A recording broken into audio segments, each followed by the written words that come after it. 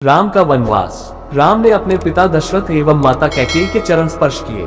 राम को देखकर महाराज ने एक दीर्घ श्वास और केवल हे राम कहा, फिर अत्यधिक निराश होने के कारण चुप हो गए।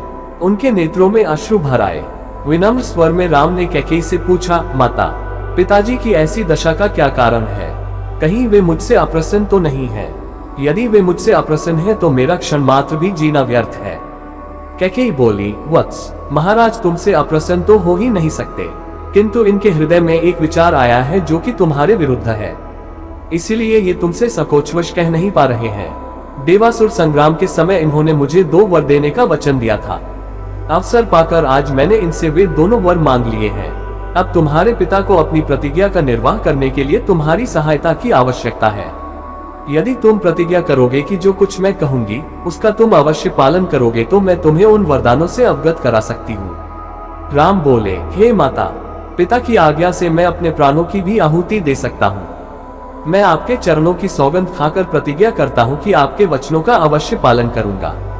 राम की प्रतिज्ञा से संतुष्ट होकर कैकेयी ने कहा, वत्स, मैंने पहले वर्ष से भरत के लिए अयोध्या का राज्य और दूसरे से तुम्हारे लिए 14 वर्ष का वनवास मांगा है।